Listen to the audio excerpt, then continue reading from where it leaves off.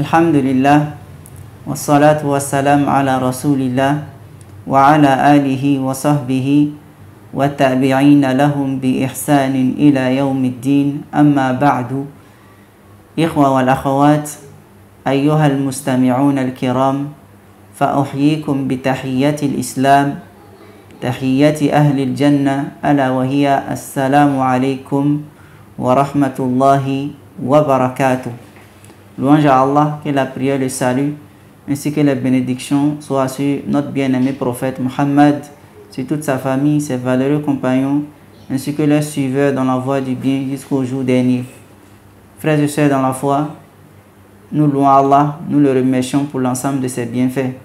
Et il y a parmi ses meilleurs bienfaits la multiplication des occasions de bien, la multiplication des occasions d'adoration, des occasions tout le long de l'année à travers lesquelles on peut se rapprocher d'Allah, on peut concourir à son pardon, à sa satisfaction, on peut concourir à l'admission au paradis.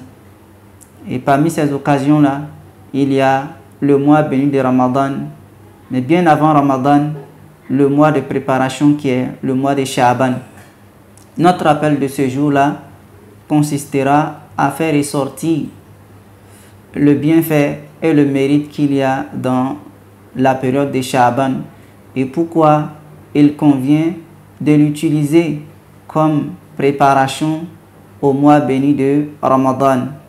Allah subhanahu wa ta'ala nous a catégorisé concernant la préparation du mois de Ramadan. Le premier groupe, ce sont les gens distraits, les gens insouciants, Ahlul Ghafla, des gens qui ne s'activent qu'autour de la nourriture, la préparation matérielle et physique, comment organiser la rupture, comment organiser la prise de sahur, le repas du jeûne, etc. Et le deuxième groupe, ce sont des gens qui sont constamment éveillés, ils sont constamment en état d'éveil, qui scrutent et observent la moindre occasion de bien pour servir Allah subhanahu wa ta'ala, pour multiplier leurs bonnes œuvres, pour concourir à la satisfaction et l'agrément d'Allah subhanahu wa ta'ala. Ceux-là, on les appelle Ahlul Iqadha. Ce sont des gens qui sont toujours actifs, parce que eux, ils ne concourent qu'à ce qui renforce et augmente leurs bonnes actions auprès d'Allah subhanahu wa ta'ala. Et les savants ont dit que pour la préparation du Ramadan, il y a 3 catégories. La première de ces catégories-là, sinon la première étape, c'est l'étape de Rajab, dès le 7e mois. Et quelle est cette étape-là? C'est l'étape de la semence. Mettre les graines dans le sol. La deuxième étape, c'est l'étape de Sha'ban, l'arrosage. Lorsque ce qu'on a mis dans le sol comme graines commence à avoir des pousses, des bourgeons, des fleurs, on commence à arroser pendant le mois de Sha'ban. Et la dernière étape, pendant le mois de Ramadan, qu'est-ce qu'on fait? Pendant le mois de Ramadan, on va récolter. L'étape de la récolte. Tout ce qu'on a mis dans le sol, qu'on a pris du temps pour entretenir pendant Sha'ban, on va récolter cela pendant le mois de Ramadan. Si la personne remarque des manquements pendant Ramadan, c'est que sa semence n'a pas été bonne. Si la personne remarque des progrès pendant Ramadan, la personne est stable dans les occasions de bien, rien ne lui échappe parmi les actes d'adoration bénéfiques, alors ce dernier-là, on dira que sa semence a été bonne. Nous prions Allah subhanahu wa ta'ala qui nous accorde les 3 étapes qui ont été citées là, qu'il fasse qu'on en tire le meilleur bénéfice, qu'il nous fasse passer une bonne préparation de Ramadan et surtout qu'il nous accorde la force, les moyens pour pouvoir accomplir le maximum de bonnes actions pendant Sha'ban. Ici, concernant le rappel sur le mérite de Sha'ban, nous allons voir la première étape qui est la description du mois de Sha'ban. Le mois de Sha'ban est le 8e mois parmi les 12 mois du calendrier hégirien. Nous savons que l'année compte 12 mois en islam. Et parmi ces 12 mois-là, Sha'ban est le 8e mois. C'est un mois qui se situe entre le mois sacré de Rajab, 7e, et le mois béni de Ramadan, qui est le 9e. Ce mois, il est caractérisé par la multiplication du jeûne, comme cela a été indiqué dans plusieurs narrations, dans plusieurs ahadiths prophétiques. En effet, jeûner pendant le mois de Sha'ban est une sunna, est une recommandation prophétique. De même qu'il est sunna d'en jeûner la plus grande partie, au point que la mère des croyants, Aïcha radiyallahu anha, rapporte ceci: Ma ra'aytuhu fi shahrin akthara minhu siyaman fi Sha'ban, rawahu al-Bukhari. Elle rapporte dans ce hadith-là: je ne l'ai pas vu jeûner plus que pendant le mois de Sha'ban. Ce hadith est rapporté par al-Bukhari. Cela démontre que le mois que le prophète sallallahu alayhi wa sallam jeûnait entièrement par obligation, c'était Ramadan. Mais en dehors de Ramadan, pour le jeûne surrogatoire, le mois dans lequel il jeûnait le plus, c'est le mois de Sha'ban. En raison de ce hadith, il convient de beaucoup jeûner pendant le mois de Sha'ban. Et parmi les sagesses du jeûne de Sha'ban, il y a, comme l'a évoqué le prophète sallallahu alayhi wa sallam, que c'est un mois au cours duquel les actions, les bonnes œuvres sont élevées auprès du Seigneur des mondes. Nous allons voir cela dans le hadith qui suit. An Usamata bin Zaydin radiyallahu anhu ma qal قلت يا رسول الله لم أراك تصوم من شهر من الشهور ما تصوم من شعبان قال رسول الله صلى الله عليه وسلم ذلك شهر يغفل الناس عنه بين رجب ورمضان وهو شهر ترفع فيه الأعمال إلى رب العالمين فأحب أن يرفع عملي وأنا صائم رواه النسائي وحسنه الشيخ الألباني رحمه الله تعالى.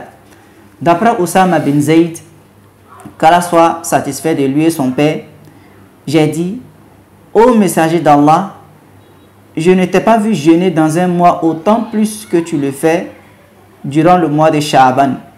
Alors le prophète sallallahu alayhi wa sallam répondit: ceci est un mois à propos duquel les gens sont négligents. Il est entre Rajab et Ramadan. C'est un mois durant lequel les actions sont élevées vers le Seigneur des mondes. Et j'aime que mes actes soient élevés alors que je jeûne. Le hadith est rapporté par An-Nasa'i et il a été authentifié par le Cheikh Al-Albani, qu'Allah lui fasse miséricorde. Chers frères et sœurs, cette cause en elle-même est suffisante et noble pour justifier le jeûne de Sha'ban. Mais ici, on va présenter des autres sagesses de ce mois dont le mérite est hélas mal connu de la masse des gens, comme cela a été cité dans le hadith: Shahrun yaghfulu nasu anhu, un mois auquel les gens ne portent pas attention. Voici quelques points importants et résumés par le savantissime, le Cheikh Ibn Rajab al-Hanbali, rahimahullah ta'ala, qu'Allah lui fasse miséricorde. La première sagesse: un mois auquel les gens sont insouciants. Ibn Rajab, rahimahullah, dit à la page 251 de son livre: le fait que ce mois soit coincé entre deux gigantesques mois, celui de Rajab, un mois sacré, et celui du jeûne Siyam Ramadan, fait que les gens ne s'occupent que de ces deux derniers et par conséquent ne portent pas d'attention à Sha'ban. Et beaucoup de gens pensent que le jeûne de Rajab est plus méritoire que celui de Sha'ban, car ceci est un mois sacré, alors que ce n'est pas ainsi. C'est-à-dire que le mois de Rajab n'est pas plus méritoire que celui de Sha'ban en matière de jeûne. Et le Cheikh Ibn Rajab al-Hanbali, rahimahullah, il dit toujours dans la même page la parole du prophète sallallahu alayhi wa sallam: un mois auquel les gens ne font pas attention entre Rajab et Ramadan. Cela indique que ce qui est connu pour son mérite par rapport à un temps, par rapport à l'endroit, par rapport à la personne, il se peut qu'il y ait autre que lui qui est plus méritoire et auquel les gens ne font pas attention. Alors que les gens s'occupent de ce qui est connu, célèbrent le mois de Rajab, ils ratent par conséquent le mérite de ce qui est moins connu chez eux, c'est-à-dire Sha'ban. Donc, le fait que Sha'ban soit situé entre ces deux gigantesques mois-là, les gens n'y portent pas beaucoup d'attention. Et c'est une erreur, comme le Cheikh a dit, rahimahullah, de penser que le jeûne dans le mois de Rajab est plus méritoire que celui de Sha'ban. Car il se peut que ce qui est moins connu chez les gens ait plus de mérite que ce qui est connu auprès d'eux. Nous allons voir ça dans les explications à venir.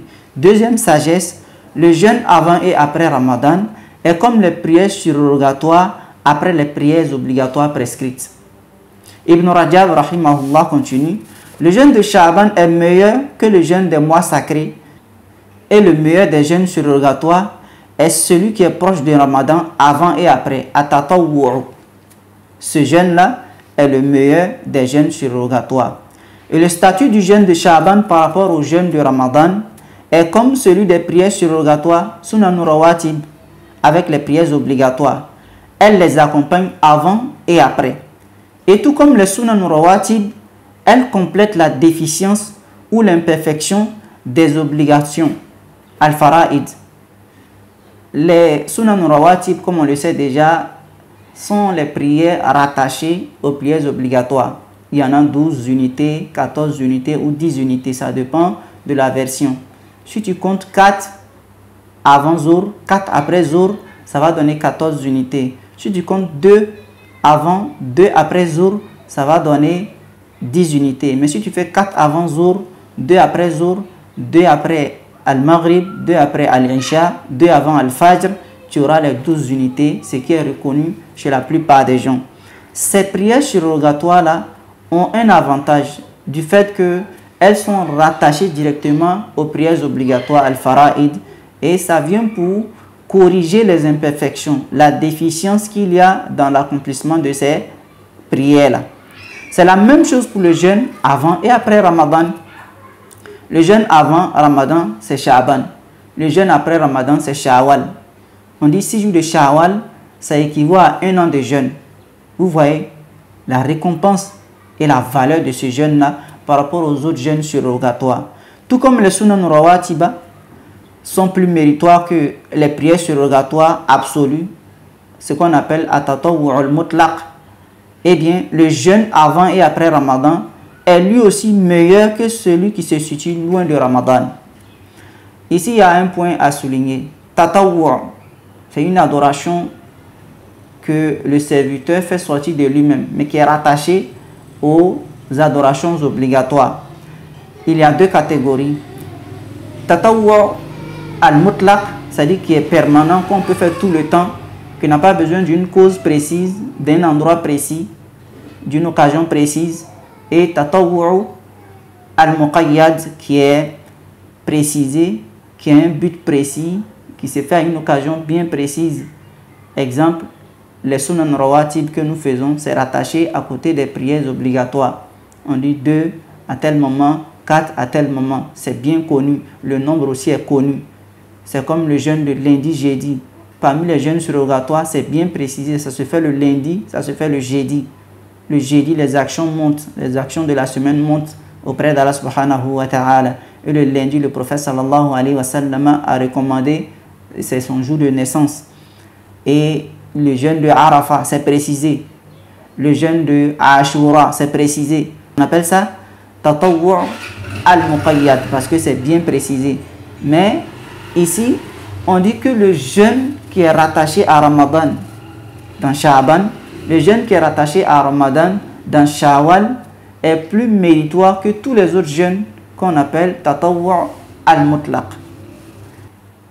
Et ici, la troisième sagesse dans le jeûne de Sha'ban remplit les moments d'inattention des gens par des actes d'obéissance. Ibn Rajab, rahimahullah, dit il y a une indication qu'il est istihbab, recommandable de remplir les moments d'inattention des gens, tout comme un groupe de salaf salih, des pieux prédécesseurs, appréciait le fait de vivifier le moment entre les prières de Maghrib et Al-Isha, en faisant des prières surrogatoires, en récitant le Coran, et il disait ceci, Hadihi sa'atu ghafla. Il disait que c'est une heure d'inattention. Et c'est connu.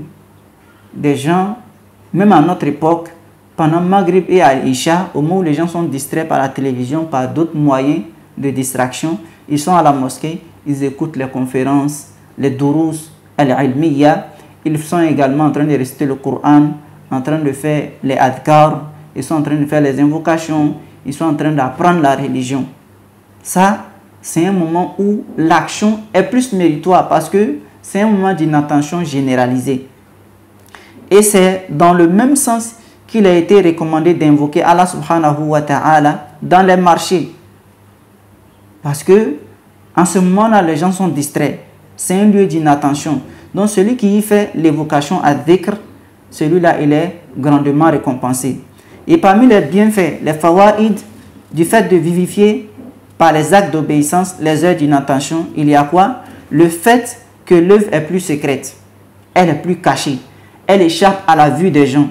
Et ceci est meilleur pour les nawafil. Les actes surrogatoires, généralement, quand on les cache, c'est ce qui est plus salutaire et méritoire, surtout le jeûne. C'est un secret entre le serviteur et son Seigneur. Et c'est pour cela qu'il a été dit concernant le jeûne siyam, on dit qu'il ne va pas avec l'ostentation. Quelqu'un ne peut pas accepter de faire riya, l'ostentation, avec le jeûne. Parce qu'on ne peut pas accepter la faim, on ne peut pas accepter la privation de boisson pour la face d'un individu. Ce n'est que pour Allah subhanahu wa ta'ala qu'on peut ressentir ces deux manquements-là, la nourriture et la boisson. Et il y avait des pieux prédécesseurs qui ont jeûné pendant des années sans que personne ne le sache, histoire de cacher, de voiler leurs adorations surrogatoires. Le quatrième point, Sha'ban pour s'entraîner. Comme on l'a dit, Sha'ban est un entraînement avant Ramadan. Toujours Ibn Rajab, rahimahullah ta'ala, cette fois-ci à la page 252, il dit « Il a aussi été évoqué comme sagesse pour le jeûne de Sha'ban, que c'est comme un entraînement pour celui de Ramadan. Ainsi, le serviteur n'entrera pas dans le jeûne de Ramadan avec des difficultés et des peines, mais plutôt il aura été entraîné avant et en aura pris l'habitude. Et il aura trouvé en jeûnant Sha'ban la douceur, le plaisir du jeûne. Et donc, il rentrera dans le mois de Ramadan avec force et tonus. Il n'est pas rare de voir cela parmi nos vieilles personnes, les adultes, des gens qui rentrent dans le Ramadan, une semaine après, ils tombent malades.